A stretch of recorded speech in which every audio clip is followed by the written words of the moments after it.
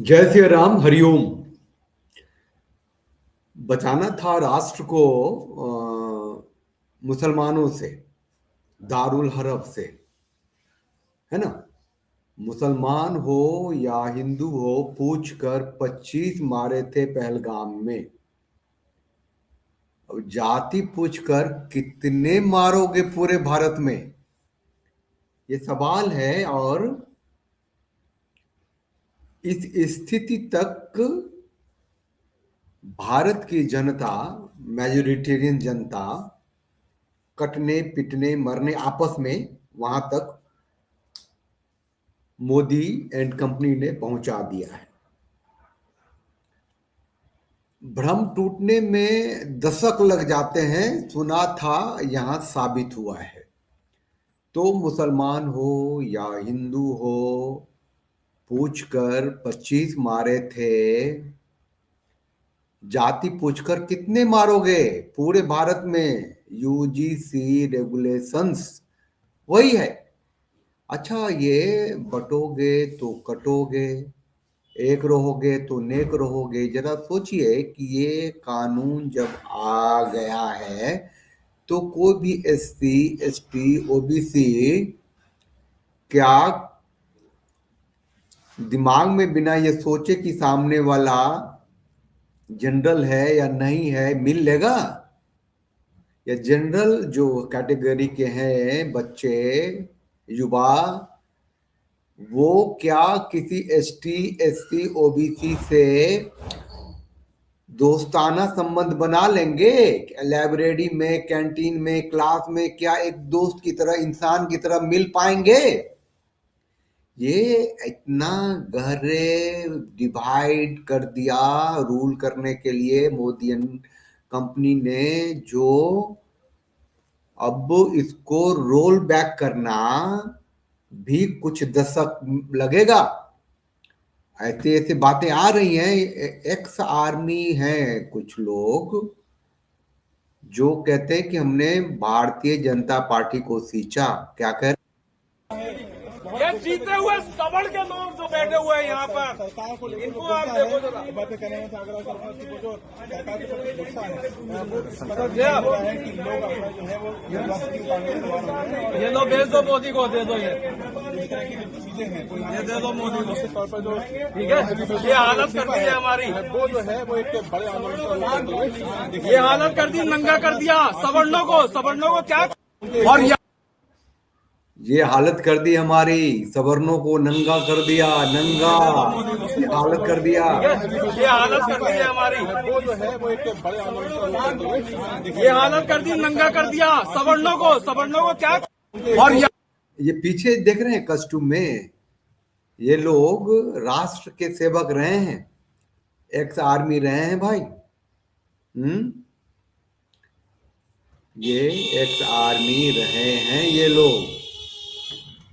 और अगर हम, मतलब जो भी पॉलिटिकल जो खेमे के लोग हैं जो अपने अपने तरीके से बोल रहे हैं, कितनों को झुठलाएंगे, ये नहीं है वो नहीं है, उसका आर्टिकल जिसमें ये है, आर्टिकल दैट में ये है। ये जो है कुछ लोग जो हैं जो अभी भी कह रहे हैं कि मोदी इतना बुरा नहीं कर सकता, वो कुछ आर्टिकल्स में कुछ क्लॉजेज बता रहे हैं कि अरे ब्राह्मण, अरे दीत, अरे दैट, अगर ब्राह्मणों को बोला तो वो भी शिकायत कर सकते हैं। ये सब गलत फहमी में ना रहे कोई। बात इतनी सी है कि मोदी ने इस देश को वो दिन दिखाए हैं जहां आतंक होता था तो मुसलमान ही करते थे, बम बांध के फटते थे, मारते थे, सेनाओं को मैन इन यूनिफॉर्म को टारगेट करते थे। और आम आदमी, मतलब कांग्रेस की सरकार थी, जगह जगह बम फूटते थे, लोग मारते थे, मरते थे, चलो। लेकिन मोदी मोदी वहां तक आ गए जहां की वो पूछते थे कि तुम हिंदू हो या मुसलमान हो, कपड़े खोलो। और ये हिंदू हो या मुसलमान हो और कपड़े खोलो खतना देख के जो मारा, उसके बाद जो मोदी ने ऑपरेशन सिंदूर किया, कितनी ताकत से किया। लेकिन वहां भी एक बात आप लोग शायद अभी जो 26 जनवरी गुजरा है, 2026 का 26 जनवरी में विशिष्ट सेवा मेडल मिला है कर्नल सोफिया को, और उसके साथ जो एक हिंदू लड़की आती थी विंग कमांडर व्योमिका सिंह, तो कर्नल सोफिया कुरैशी को विशिष्ट सेवा मेडल मिला है विंग कमांडर व्योमिका के साथ।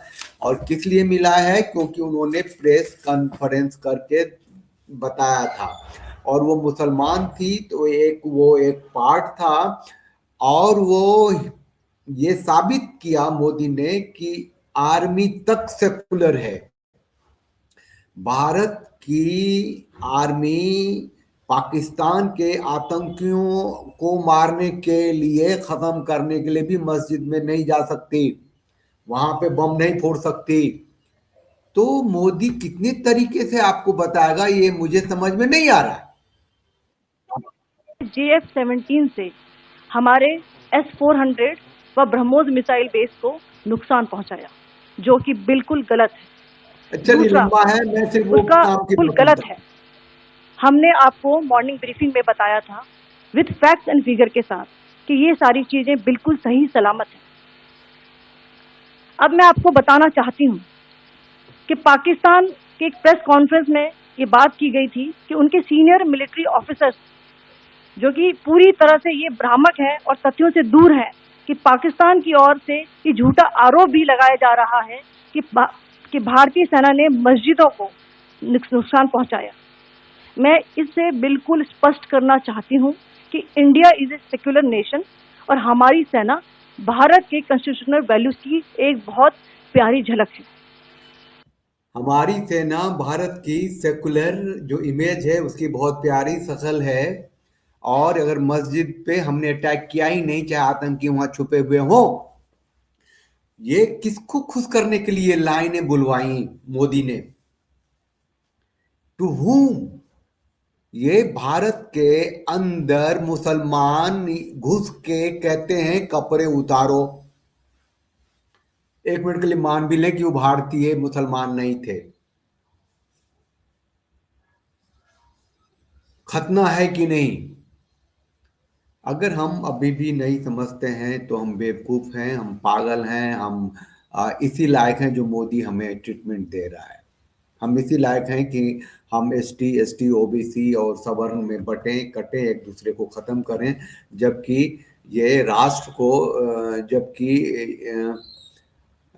को देना था हमें भारत ऐसा जहाँ की इस्लामीकरण से बचाना था, दारुल हरब से राष्ट्र को बचाना था। लेकिन हम अब वहां पहुंच गए कि अपने अस्तित्व को बचाने के लिए ही हम कटेंगे, मरेंगे, खत्म होंगे। एक जाटव लड़का है, जाटव, वो OBC है, वो जो कह रहा है उसको सुनिए, ये फियर फैक्टर कितना जनरेट किया है। और वो एक हमें लगता है कि सामान्य एवरेज दिमाग का है कि ये भारत कैसे बांटेगा मोदी। भाइयों, मैं ये कहना चाहता हूं कि जिन हिंदुओं ने, 100 करोड़ हिंदुओं ने मोदी जी को चुनकर संसद में भेजा है, प्रधानमंत्री बनाए रखा है ताकि उस देश के लिए, हिंदुओं के लिए कुछ करेंगे, मगर हम सोच रहे थे कि वो UCC कानून लाएंगे जो सबको समानता का अधिकार मिलेगा, मगर वो क्या लेके आए हैं? UGC कानून। बीजेपी का ही नारा था कि बटेंगे तो कटेंगे, मगर ये तो हिंदुओं को खुद बांटने में लगे हुए हैं। अब ये बताओ, मैं जाटा हूँ, अब कौन सा ब्राह्मण है, कौन सा वैश्य है जो मुझे अपने पास बैठाएगा? कौन सा राजपूत है मुझे अपने पास बैठाएगा? नहीं बैठाएगा ना। क्यों? उसे डर रहेगा कि भाई मेरे पास दलित भाई आएगा, अगर इनने मेरी कोई कंप्लेंट कर दी, चाहे झूठी कर दी, तो मेरे को जेल जाना पड़ जाएगा। अब इतना क्लियरिटी है लोगों में, है ना? ये भी बच्चा ही है, अभी भी यूनिवर्सिटी में गया होगा, पढ़ रहा होगा, तो इतनी क्लियरिटी है एक आम में।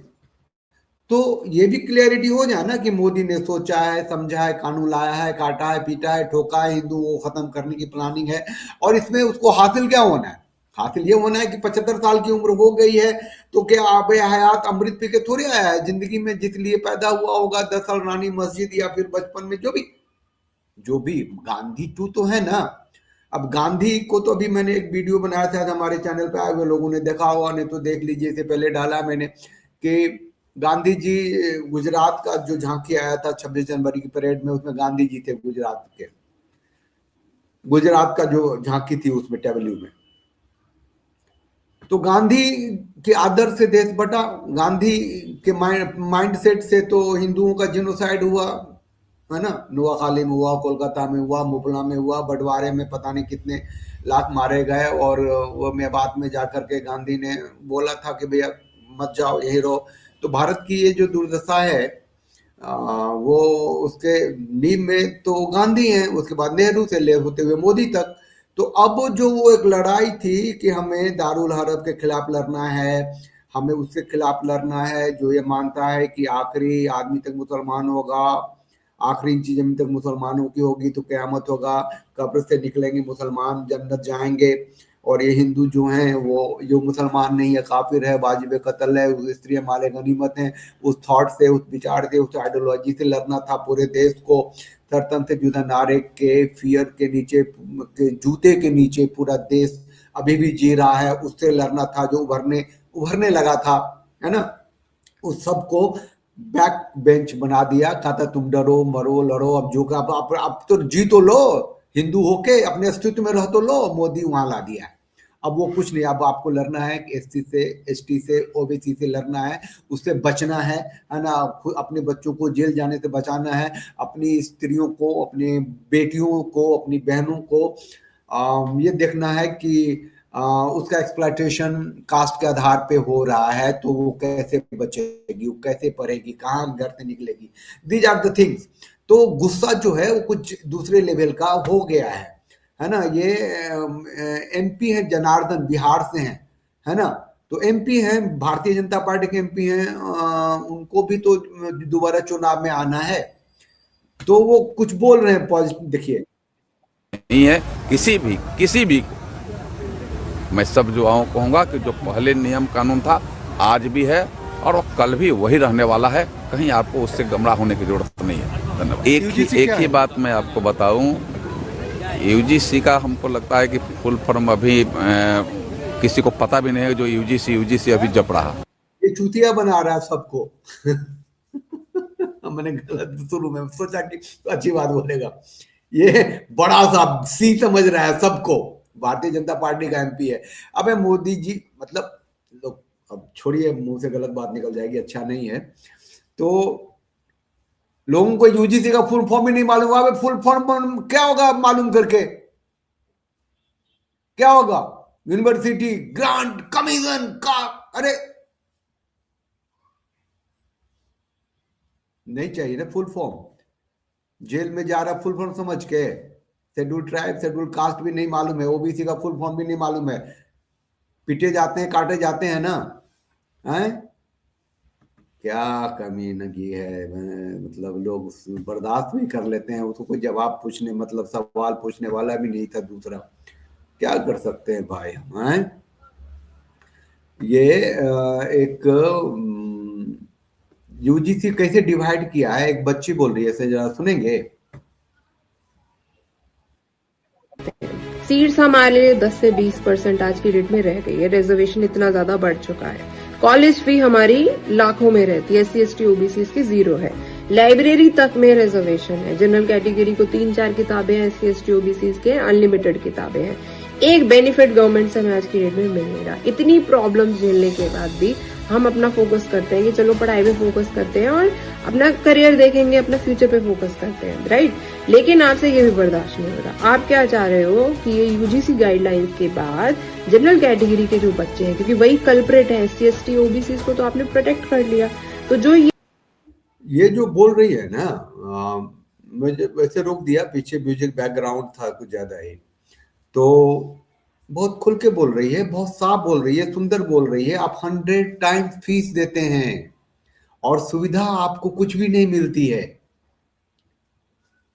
जनरल कैटेगरी के बच्चे हैं, ये डर डर के रहे कॉलेज में, कैंपस में, ये डर के लाइब्रेरी में बैठे, कैंटीन में बैठे, क्लास में बैठे, और वो इवेंचुअली क्या करेगा, वो डर के मारे एससी एसटी ओबीसी से बात करना ही बंद कर देगा। तो आप बोलोगे ये भी डिस्क्रिमिनेशन है, क्योंकि वो एससी एसटी ओबीसी से बात ही नहीं कर रहा। और ये डिस्क्रिमिनेशन सबसे ज्यादा उजागर होने वाला है कि ये कमीने हैं, अपने को बड़ा मानते हैं, हम एसटी हैं, वो एसटी ओबीसी हैं। तो और उसमें माइंडसेट को लेकर के उतरे हुए बच्चे होंगे ना, जिनको पंप किया जाएगा। आपको अभी तक तो लड़ाई थी ना कि बुर्का पहन के आ गई, 4 लड़कियों को तैयार किया, है ना, वो इनकलाब कर दी, वो मुसलमानी संस्था आ गए, वो पुलिस आ गई, वो थाना आ गए, वो नेता आ गए, वो इनकलाब शुरू हो गया। उस बैक बेंच पे चली गई, वो पीछे चली गई बात, वो पार्ट्स में चला गया। अब सामने ये है ना, तुम जनरल कैटेगरी के हो और तुम अपने को बचाओगे ना एससी से, एसटी से, ओबीसी से, तो वो भी जो है प्रताड़ना ही होगा।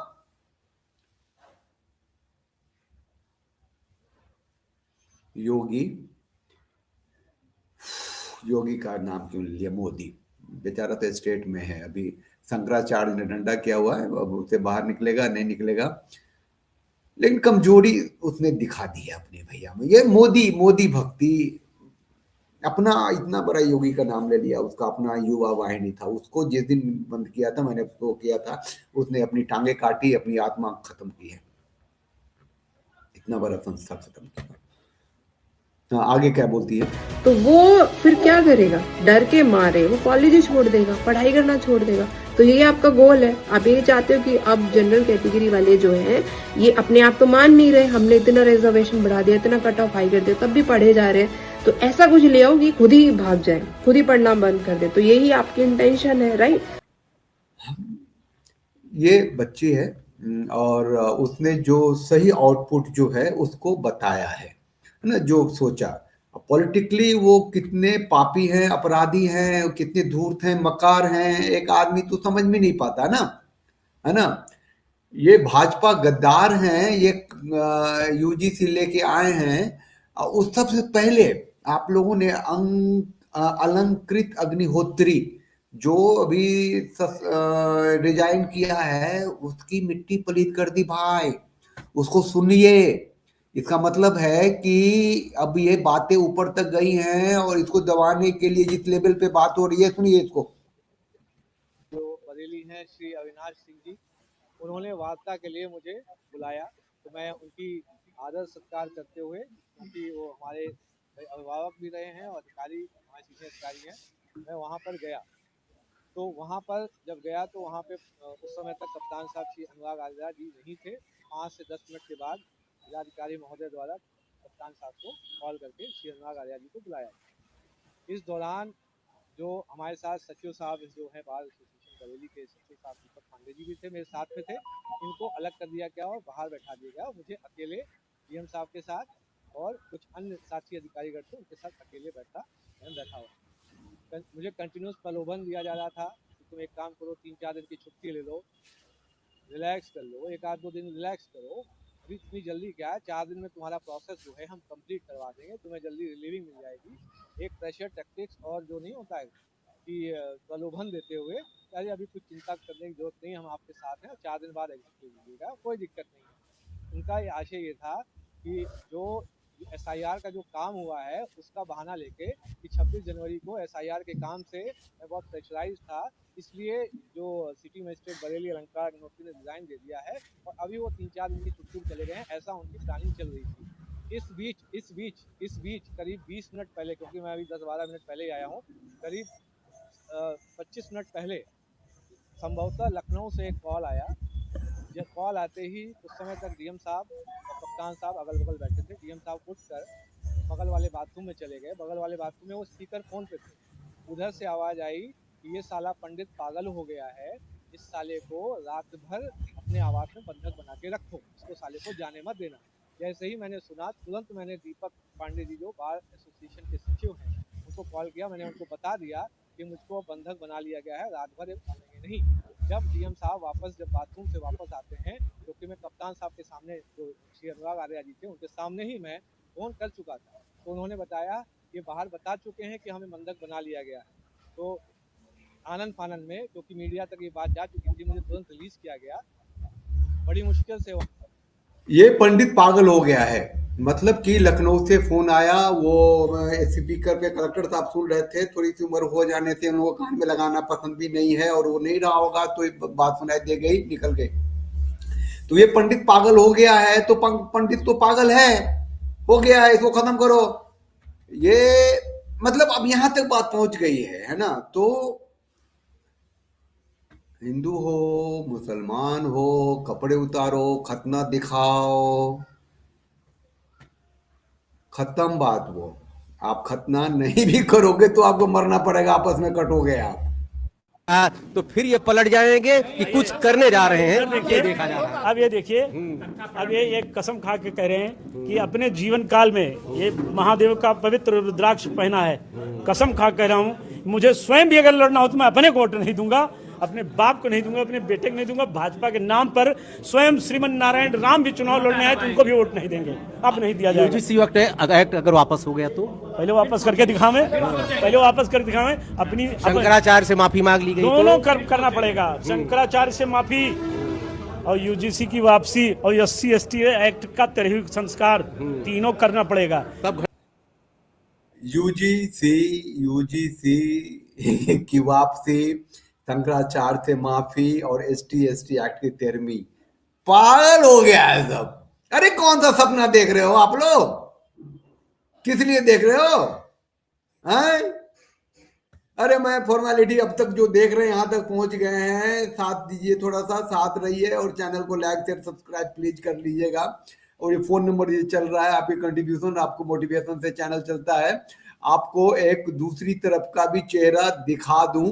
अरे आपको दिखाया था कि नहीं कि ये गांधी जो अभी भी 26 जनवरी में आप गांधी जिंदाबाद, इतना ने म्यूजिक माजिक था कि बस ये गांधी जी है, ओ देखो वाला बल्ला वाला आपके उस पे हैं। तो भैया जिस गांधी ने हिंदुओं को काटा पीटा, मंदिरों में कुरान पाठ किए, उसी का ना रीइंकारनेशन और हाईली सॉफ्टवेयर में एक हाईली टेक्निकल इनपुट के साथ मोदी जी आए हैं, तो वो करेंगे ना भाई, क्यों नहीं करेंगे? गांधी जी का चश्मा को लेके आए थे ना वो स्वच्छता अभियान में, काम तो सारे अच्छे ही किए हैं। करनी सेना को मैं दिखा दूं, गुस्सा का लेवल है। अब गुस्सा क्या, ये गुस्सा मतलब अगर ये गुस्सा की परिणति होती है फिर भी हिंदू कटेगा, ये मैं कह रहा हूं। ये ऐसा कानून बन गया कि हिंदू चुप रहेगा तो कटेगा, बोलेगा तो कटेगा, लड़ेगा तो कटेगा। ये हिंदुओं को आपस में ही कटना है, पिटना है, मरना है, लड़ना है, खत्म होना है। And Modi is a shiver in that way, ये मैं कह रहा हूं। दौड़ा के मारेंगे और भाजपा सरकार के जो विधायक और मंत्री वोट मांगने आएंगे उनको वहां से दौड़ा के मारेंगे। ये हमारा वादा रहा। हमने आज हमने इस देश के प्रधानमंत्री की नीति का पुतला जलाया। देश के प्रधानमंत्री ने जो हमारे सवर्ण भाइयों के साथ अन्याय किया है, आज हमने उसका पुतला जलाया है। और ये पुतला जलने के बाद ही हम थमने वाले नहीं है। हम केंद्र सरकार से बोलना चाहते हैं, अगर ये यूसीसी बिल पास करने के बाद आपने अभी वापस नहीं लिया तो अब रोडों पे उतर के आपके कार्यकर्ताओं को दौड़ा के मारेंगे। और भाजपा सरकार के जो विधायक और मंत्री वोट मांगने आएंगे उनको वहां से दौड़ा के मारेंगे। तो ये तो खैर इस बार में भी FIR हो जाएगी, कोई FIR कर देगा, ये गिरफ्तार हो जाएगा, करने से ना ये हो जाएगी। मैं ये कर रहा हूँ कि यूजीसी का जो रेगुलेशन आया है उस पर आप चुप रहोगे तो आप मरोगे, आप बोलोगे तो मरोगे, आप लड़ोगे तो मरोगे। सरकार उसको रोल बैक करेगी और कब करेगी, किस हालत में करेगी आपको पता नहीं है, लेकिन आप चुप रह के भी मरोगे, आप तटस्थ रह के भी मरोगे। तो आप बोलो, आप चीखो, आप चिल्लाओ, आप सड़कों पे आओ, अपने अस्तित्व को बचाओ। क्योंकि आपने जो वोट दे के तीसरा टर्म में ले आए हो मोदी को, उसने अपनी जात दिखा दी, उसने सब कुछ दिखा दिया अपना। ये जो विकास की चरम सीमा वो जो दिखाया उसने, एक रहोगे तो नेक रहोगे, कटोगे तो बटोगे। आपको बताऊं कि आपकी लड़ाई किससे थी। एक देखिए, इस बीच में वो चीज नहीं आ रही है। मुसलमान लोग आपस में बात करते हैं कि फलाने जगह से एक भी लड़की वर्जिन नहीं जानी चाहिए। अब पुलिस तक बात पहुंचती है वो। देखिए, पहले पुलिस को भी सुनाता हूं, अब पहले लड़की जो कह रही है वो पहले सुनिए। ये मानसिकता कुछ ऐसे लड़कों की है जो मुस्लिम समुदाय से आते हैं। मुंबई के वीवी कॉलेज की लड़ाई थी ना, इस फोर्स से, इस पावर से लड़ाई थी ना। अपनी वो लब जिहाद के पीछे लड़ रहे थे, लैंड जिहाद के पीछे लड़ रहे थे, है ना। वो नवाज जिहाद, वो क्या कहते हैं कब्र जिहाद, वो मजार जिहाद लड़ रहे थे ना, उससे वो खत्म हो गई बात। अब तुम अपना अस्तित्व बचा लो। एक लड़की है कह रही है, सुनिए, कॉलेज कौन सा है, ओकेजन कौन सा है, बात क्या थी? एक भी हिंदू लड़की वर्जिन नहीं बचनी चाहिए। ये मानसिकता कुछ ऐसे लड़कों की है जो मुस्लिम समुदाय से आते हैं। मुंबई के वीवी कॉलेज के एक बॉयज ग्रुप की चैट वायरल हुई और मुंबई पुलिस ने इस पे एक्शन भी लिया। बच्चे क्या बात कर रहे हैं उसमें, वो युवक क्या बात कर रहे हैं, उनकी मानसिकता दिखाती है कि कैसा गंदा सोच रहे हैं वो हमारे देश की बेटियों के लिए और खास करके हिंदू समुदाय की लड़कियों के लिए। यहाँ पर बात हिंदू मुस्लिम की नहीं आती अगर वो खुद ऐसी हरकत नहीं करते। बाकी आपकी क्या राय है? बाकी आपकी राय जो भी हो, सिपाही जी भी बोल रहे हैं, मतलब जब मैंने दिखा दिया तो it should be concluded in very positive way.